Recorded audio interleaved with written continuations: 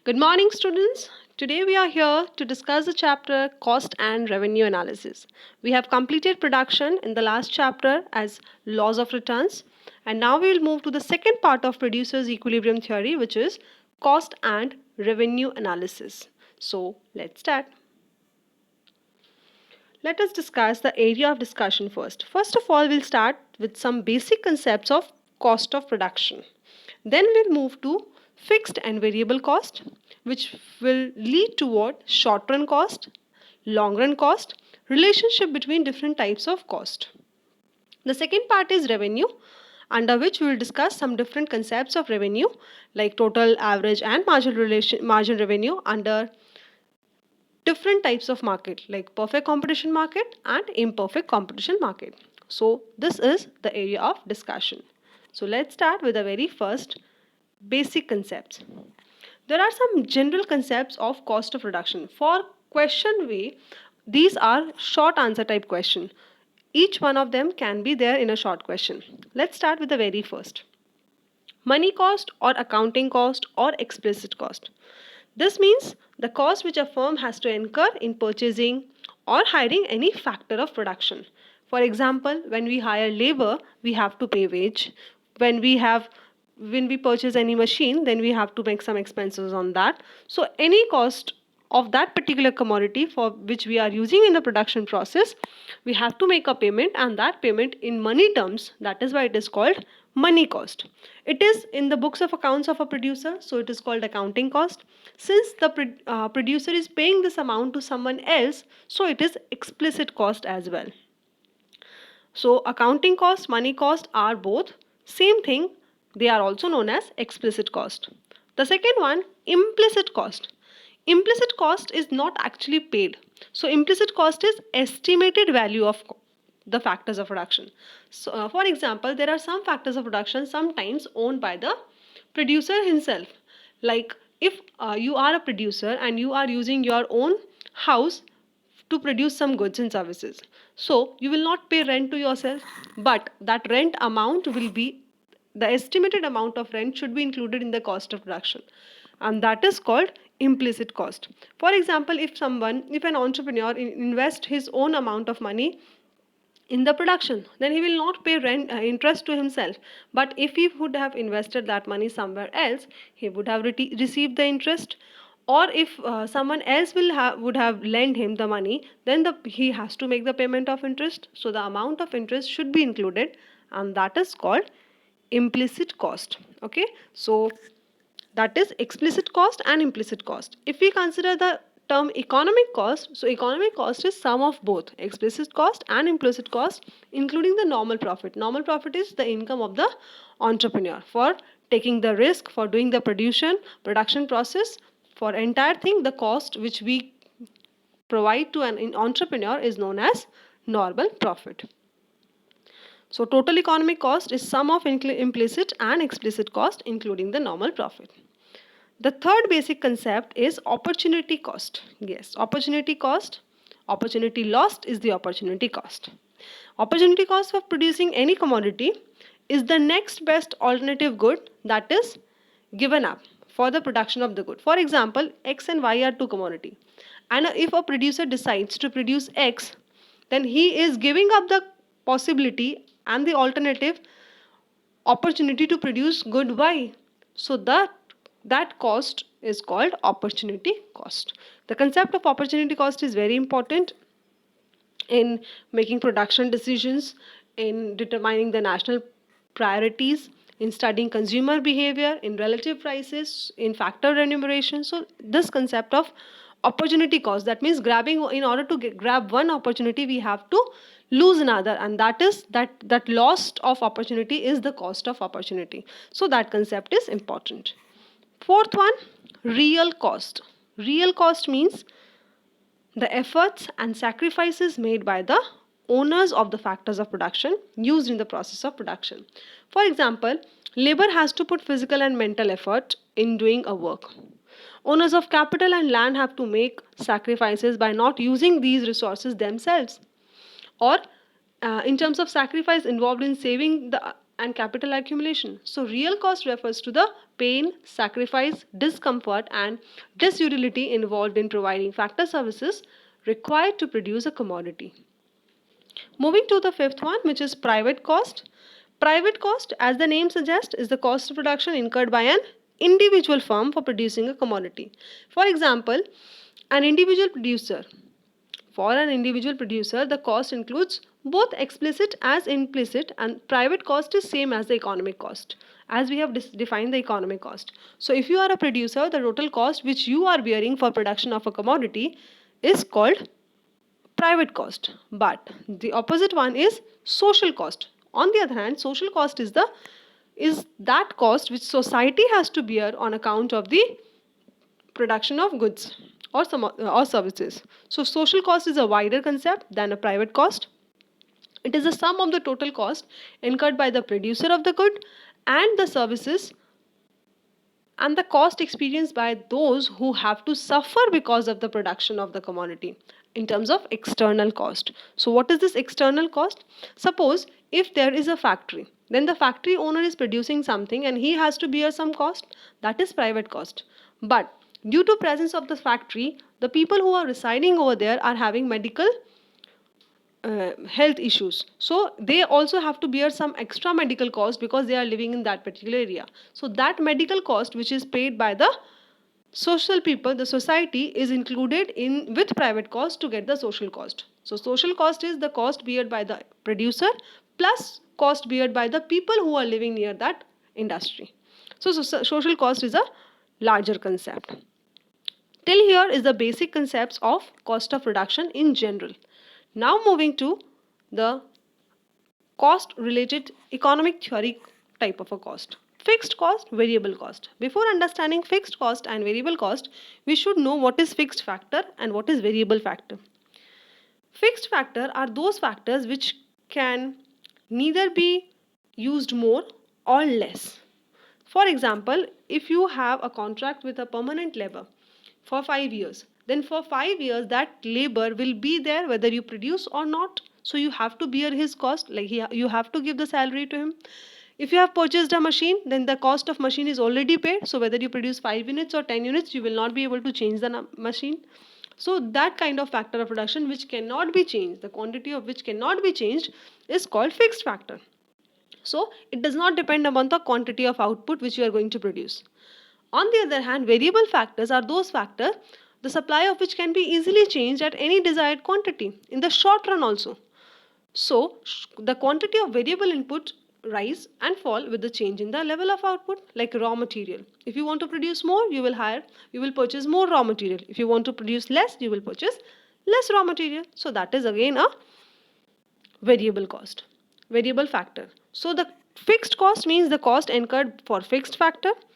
Variable cost is the cost which is incurred on variable factor. So a permanent staff is always under fixed cost, a casual worker is always under variable cost.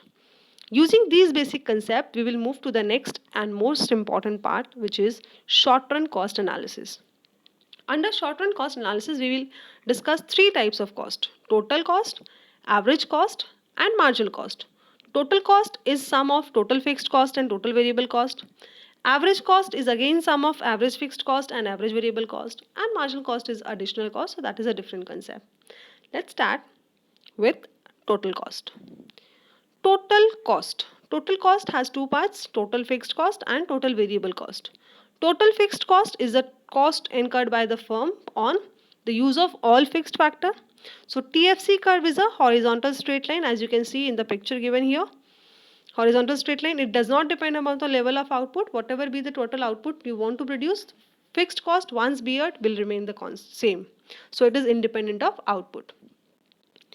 Total variable cost refers to the cost of variable factors of production. But for example, the cost of raw material, as I said, salary paid to temporary worker. Now, since the use of variable factor is according to the level of output, so variable cost also depends upon the level of output.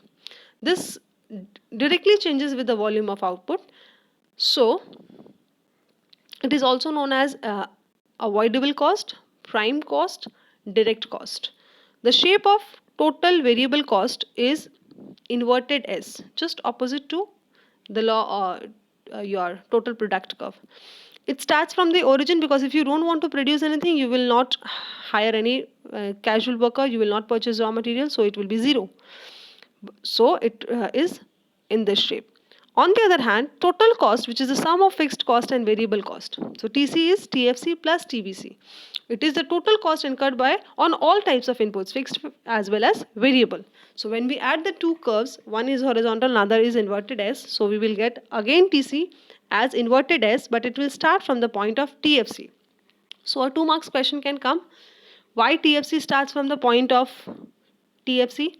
So why TC starts from the point of TFC? The answer will be, since at 0 level of output, TVC is 0 but TFC is not 0. So TC will be equal to TFC. So that is why it starts from point A in the figure. Next, average cost. Average cost is the per unit cost of fixed factor. Whatever fixed factor we are using, if we divide the total fixed cost by the quantity of output, we will get a average fixed cost. The shape of AFC is very important. AFC is rectangular hyperbola in shape. It slopes downward throughout its length from left to right, showing a continuous fall in the average fixed cost with the increase in output. When we use more and more unit of output, our average fixed cost keeps on decreasing, but it never becomes 0. So it will not touch any of the axis. The shape is rectangular hyperbola. This is because it shows the same level of total fixed cost at all its points. Next is average variable cost. Average variable cost is the per unit cost of variable factors of production. It is obtained by dividing the total variable cost with the units of output. So AVC equal to TVC upon Q. Again, AVC is U-shaped. Why? Because of the law of variable proportion. Yes, we have done law of variable proportion in our last chapter. So according to the law of variable proportion, as we use more and more units of input, our total product initially increases at increasing rate, but the rate of increase eventually decreases. And according to that law only, our total average variable cost initially decreases, reaches its lowest point, and then starts increasing. The third one is average cost. Average cost is sum total of variable cost and fixed cost. Average variable cost, AVC plus AFC is also equal to AC. And you can also calculate AC using the formula TC upon Q. So average cost or simply average cost is per unit cost of both fixed factor and variable factors of production. The shape of AC or ATC is also U-shaped. Okay. Again, the reason is law of variable proportion. The last one is marginal cost. Marginal means additional. So marginal cost is addition to the total cost as one more unit of output is produced. When we are using one extra unit of output production, then whatever be the change in total cost is called marginal cost. Marginal cost equal to delta TC upon delta Q. Delta means change. TC is total cost, Q is the quantity of output. Again, MC is also U-shaped. Next we need to understand is relationship between average cost and marginal cost. Here you can see a diagram showing relation between average cost and marginal cost. The very first point, average cost, when marginal cost is less than average cost, AC falls with increase in output. Here in the figure we can see that till output level Q2, OQ2 level of output, marginal cost is below average cost, that means it is less than average cost, and till that point we can see that AC is continuously decreasing. Same for AVC as well. After OQ level of output, means beyond that, marginal cost is above average cost, that means MC is greater than AC, and we can see in the figure AC is continuously rising after OQ level. The third thing, when MC is equal to AC, then AC is constant. When MC is equal to AC, then AC is constant. So the point of intersection of the two curves is showing the minimum point of average cost curve. So we can say that marginal cost curve intersect the average cost curve at its minimum point. This is the relation between AC and MC. Under the cost, the last thing which we need to know is long run cost. Long run cost is not required to be done in detail, because the long run cost of a product is the least cost of producing each level of output when the factors of production and the plant size are all variable. Yes, in the long run, as we have discussed, short run and long run differentiation. Long run is that time period when all the factors of production are variable, and short run is that time period when at least one factor of production is constant. So under short run we have the distinction between fixed cost, variable cost, average fixed, average variable, but in the long run we do not have the such kind of distinction because all the factors are variable. So long run, under long run we need to explain only average cost and marginal cost. No fixed, no variable, no differentiation is there because all the factors are variable factor. Long run average cost is per unit cost of factors of production used in the long run. It is obtained by dividing the long run total cost with the level of output, just like the short run one. It shows the lowest per unit cost of producing each level of output when all the inputs have been adjusted. So a rational producer in the long run will produce each level of output with the help of such a plan which minimizes the average cost. Okay, so in order to get a long run average cost, we can get an envelope of the short run average cost. So generally LAC is U-shaped, but U-shape of the long run average cost is flatter than the short run average cost. So short run AC is comparatively steeper, long run AC is comparatively flatter. U-shape of LAC implies that the long run average cost first falls, reaches minimum, and then rises. So here you can see a long run AC curve which is U-shaped, minimum point at point A, and again comparatively flatter than the short run curves which we have seen previously. The last thing, long run marginal cost, again is the addition to total cost as one more unit of output is produced in the long run. So it is again U-shape, but same relation. The relation between AC and MC is same in short run as well as long run. In long run also, the point where average cost is minimum, at that particular point only marginal cost intersects the average cost. Relation is again the same. When LAC decreases, marginal cost is less than average cost. When LAC increases, marginal cost is greater than average cost. When LAC is constant, marginal and average are equal. This is the relation is. After that, in your books you can see that why LAC, your internal and external economies and diseconomies are there, but that is not in scope, so I'm not explaining that. You can leave that portion for the time being. So till here cost concepts are clear. Moving to the next part, which is called revenue. Now, what is revenue? Revenue means return. So revenue means receipt. For example, if a producer is selling certain amount of output in the market, then the return which he will get is called revenue in a particular time period. So in order to understand the revenue, we need to understand three different concepts: total revenue, average revenue, and marginal revenue. Let us see each one of them. Number one, total revenue, TR. It is the total amount of income received by the firm from selling given amount of its product. Here in the left hand side you can see the formula TR equal to P into Q, means total revenue equal to price per unit multiplied by the quantity of output sold over some period of time. So TR equal to P into Q. For example, if you are selling a particular commodity 5 rupees per unit and 10 units you are selling, then 50 rupees, 5 into 10 is your total revenue. Total revenue is from the firm's point of view is exactly same as the total expenditure from the consumer's point of view. So the two are the two sides of the same coin. Total revenue we can obtain from addition of the marginal revenue as well. At any level of output, total revenue is the sum of marginal revenue of this and the previous levels of output. Now, average revenue.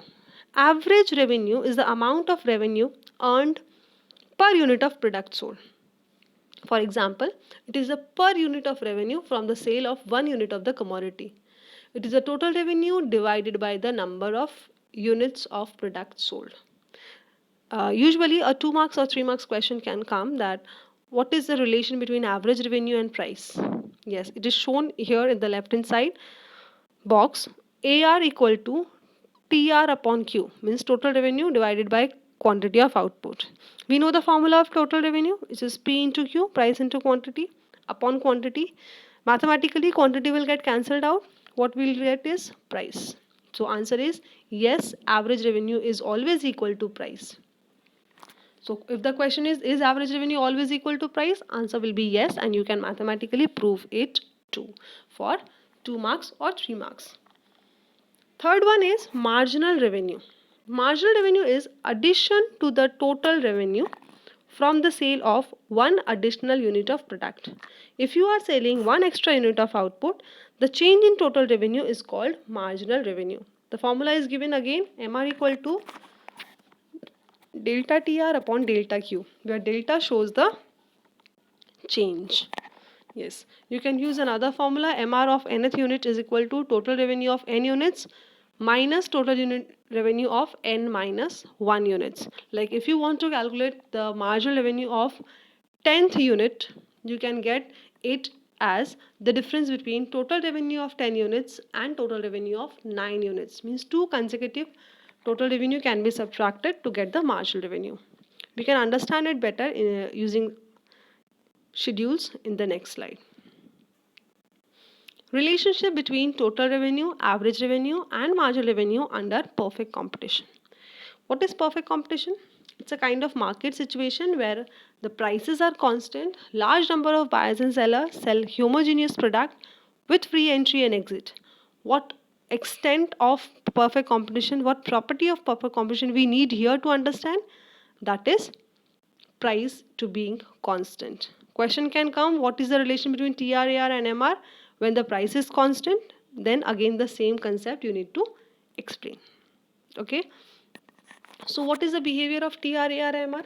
Now, since a firm under perfect competition is not required to reduce the price while selling more units, AR is constant at all level of output. So first thing we need to understand is, in the table you can see that price is given, which is constant, rupees 15. Quantity of output is increasing continuously. So how will we get TR? Total revenue is price into quantity. So multiplying 15 with 1, 2, 3, 4, we will get 15, 30, 45, 60 and 75 as our total revenue. Again, average revenue is total revenue upon quantity. So we will divide them up. So we will get the price level. And we also know that AR is always equal to P. So whatever the value of P is, we can write that. In order to get marginal revenue, we subtract two consecutive total revenue to get the marginal revenue. So here we are getting same marginal revenue. Now, this table will help us to understand what are the shapes of the curve.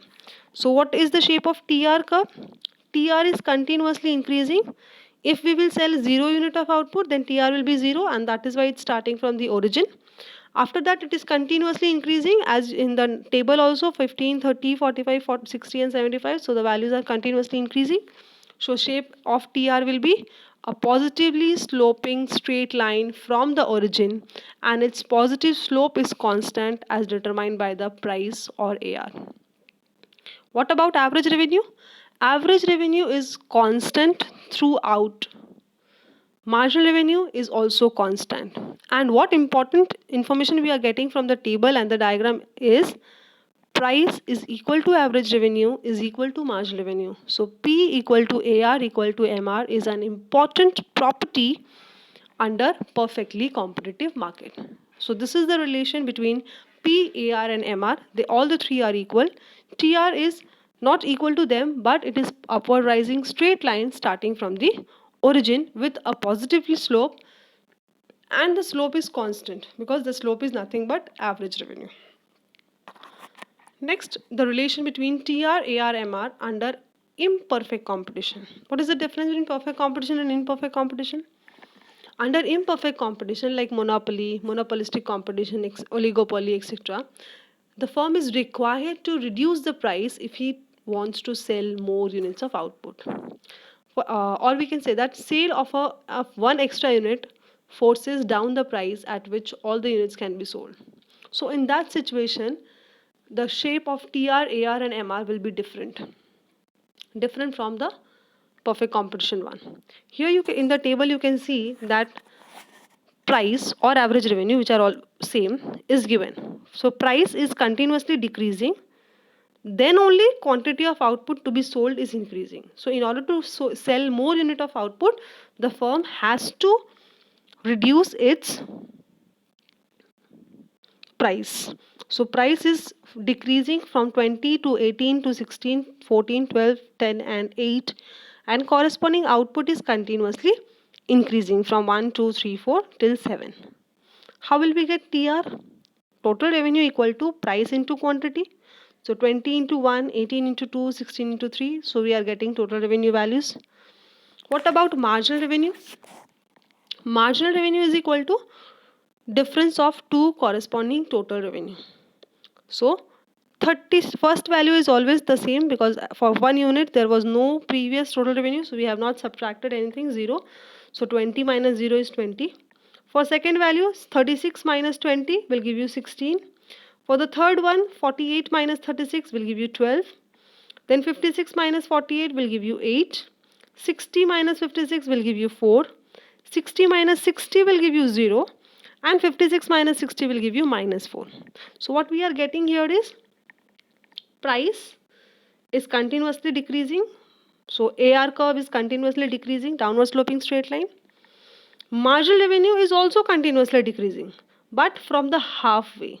It is starting from the same, means starting from the 20 same point, but the gap between AR and MR is half of the total triangle between O, this beginning point, and AR. So MR is continuously decreasing too. Now shape of TR is different here. What we are seeing in case of TR is continuously increasing, reaching maximum, then starts decreasing from 20 to 36, 48, 56, 60, till that it is increasing. At 60 it is remaining constant, and after 60 it starts falling. So it is inverted U. It starts from the origin, keeps on increasing, reaches maximum, and then starts decreasing. So TR is inverted U shaped. MR continuously decreasing, reaching 0, then becomes negative. Relation between total and marginal is again important here. When the total revenue is increasing, marginal revenue is decreasing but remaining positive.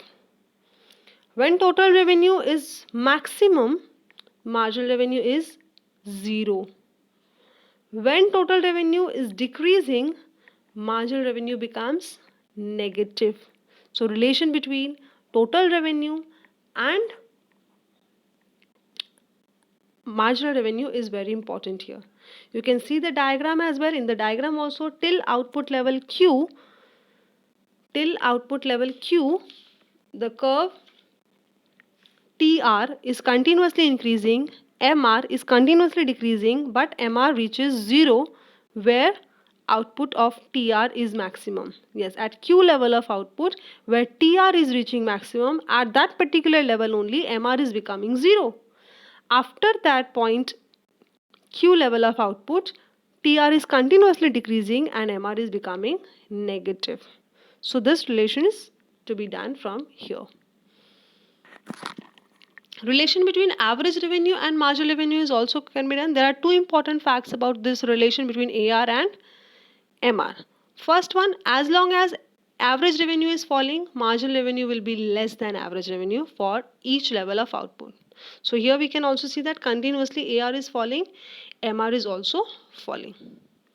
Second, when negatively slope of AR is a straight line, MR is also a straight line. But the rate of fall of MR will be twice as much as the rate of fall of AR. Or we can say that the slope of MR curve will be twice the slope of AR curve. Here in the table also you can see that average revenue falls by 2 units, but marginal revenue falls by 4 units. The gap between two consecutive MR is more than two consecutive AR. Okay, from 20 to 16, 12, 8, 4, 0 and minus 4. So the rate of fall of MR is 4 here. The rate of fall of average revenue is from 20 to 18, 16, 14. So it is falling less. The slope of marginal revenue is twice that of slope of average revenue. So this was it. From here till here we need to do, apart from this portion, what we need to do is relations and some numericals using all the formulas whatever we have discussed in cost as well as revenue. There can be numerical kind of questions, so that we will do in our live session using the formula directly. The table which we have shown here, which I have shown you all here, you can understand the formula and the calculation. But still, if you have any problem, you can inform me. I'll make another video for only specially numericals from this part, but that will not be required because I think those using this tutorial you will be able to understand easily the numericals, because there is no trick, just putting the values in the formula you will get the answer. So thank you students for being here. I hope everyone is doing well and preparing yourself very well. All the best to you all. Stay healthy, stay safe. Thank you.